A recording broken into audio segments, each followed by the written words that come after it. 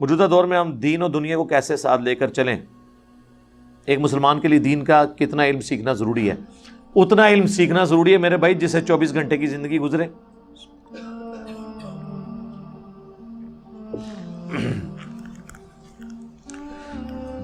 24 گھنٹے میں سب سے امپورٹنٹ چیز تو نماز ہے نا. تو نماز کے ساتھ پھر طہارت کے مسائل، وضو، غسل، استنجا، کپڑوں کی پاکی ناپاکی، یہ سب کچھ جڑا ہوا ہے نا.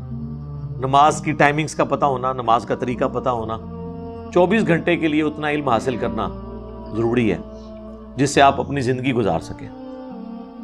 تو وہ انسان وقت کے ساتھ ساتھ چیزیں ظاہر ہے سیکھنا شروع کر دیتا ہے.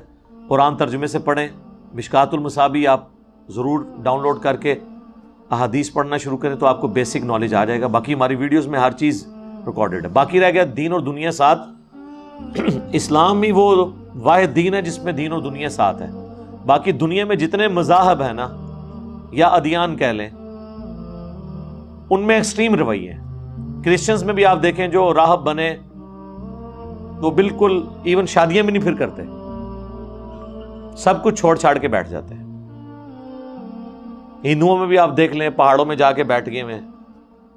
مسلمان ایک ڈائنامک لائف گزارتا ہے. نبی علیہ السلام کبھی بھی جا کے پہاڑوں میں آپ نے وقت نہیں گزارا. وہ غار ہرا کا ایک واقعہ ہے، نہ اس سے پہلے کوئی واقعہ ہوا نہ اس کے بعد. وہ اللہ نے اس جگہ کو چنا بس، ورنہ تو آپ کی ڈائنامک لائف ہے. حضرت ابوبکر صدیق کی کوئی چلا گاہ نہیں تھی، حضرت عمر کی کوئی چلا گاہ نہیں تھی. یہ کہتے ہیں فلانے بزرگ نے آنے سال تھے چلا کٹیا. بھئی مسلمانوں کی چلا گاہ جو ہے نا وہ مسجد ہے. بخاری مسلم دونوں میں 7 لوگوں کو اللہ کے عرش کا سایہ ملے گا. ان میں سے ایک وہ شخص ہے جس کا دل مسجد میں اٹکا رہے ہر وقت. تو مسلمانوں کی چلا گاہ مسجد ہے. مسلمانوں کی راہبانیت مسجد میں بیٹھنا ہے، یا اس کے بعد کوئی چیز ہے تو اللہ کی راہ میں قتال کرنا ہے، جہاد کرنا. جنگلوں میں جا کے بیٹھ کے وہاں پہ ڈیرے لگا لینا اور وہاں پہ جناب جا کے وہ سینریاں دیکھنا خوبصورت، اور چندے سارے وہاں پہ ہی آ جائیں اپنے پاس. تو سر یہ تو زندگی ہر کوئی بندہ گزارنے کی کوشش کرے گا. یہ اسلام کو مطلوب زندگی نہیں ہے. اسلام کی مطلوب زندگی ہے کہ آپ نے اسی دنیا میں وقت گزارنا ہے اور یہی آپ کی امتحان گاہ ہے. امتحان گاہ سے، اس پیپر دینے والے سینٹر سے اٹھ کے آپ بھاگ نہیں سکتے.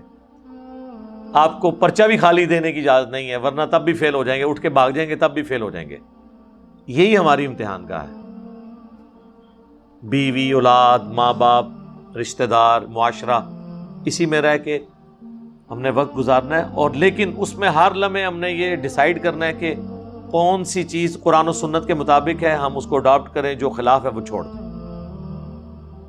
اس چیز کا آپ نے خیال رکھنا ہے. تو نارمل زندگی گزاریں. میری بھی آپ کے سامنے نارمل زندگی ہے. دین اور دنیا کو الگ کرنے کی ضرورت نہیں ہے. دنیا بھی کبھی دین بن جاتا ہے اور دین بھی دنیا بن جاتی ہے، صرف ایک چھوٹی سی نیت کے فرق سے، ایٹیچیوڈ کے فرق سے. جو لوگ مال کمانے کے لیے دین کا کام کر رہے ہیں، کام تو دین کا کر رہے ہیں لیکن اللہ کے نزدیک وہ دنیا داری ہے. اور جو بندے اپنی دنیاوی ایجوکیشن کو، دنیاوی تعلیم کو، دنیاوی سٹیٹس کو اللہ کے لیے لگا کے خود بھی دین پہ چل رہے ہیں اور لوگوں کو بھی بلا رہے ہیں، اللہ کے نزدیک وہ دیندار ہے. تو دین اور دنیا کو الگ چیز نہیں ہے، ایک ہی چیز ہے. دنیا یہ پلیٹ فارم ہے جہاں پہ آپ نے دین کے مطابق زندگی گزارنی ہے. یہ اسی طریقے سے ہے کہ جی ہم کشتی کو اور پانی کو کیسے ساتھ ساتھ لے کے چل سکتے ہیں. تو یہ تو ہو نہیں سکتا کہ آپ جا کے چھلانگ مار دیں پانی میں، کتنی دیر تیراکی کریں گے، ڈوب جائیں گے. اور یہ بھی نہیں ہو سکتا کہ آپ کشتی کو نکال لیں اور کسی جزیرے پہ لگا دیں تو آپ اپنی منزل تک بھی نہیں پہنچ سکتے. تو یہ پانی، یہ دنیا ہے، وہ کشتی، وہ دین کی کشتی ہے جو اس پانی کے اوپر ہی چلے گی. لیکن اس پانی کو کشتی کے اندر نہیں داخل ہونے دینا، ورنہ کشتی ڈوب جائے گی. پانی کو آپ غائب نہیں کر سکتے، ورنہ کسی جزیرے پہ جا کے بیٹھ جائیں گے، منزل تک پہنچ نہیں سکتے. تو دنیا میں ہی رہ کے اپنے معاملات کو لے کے چلنا ہے.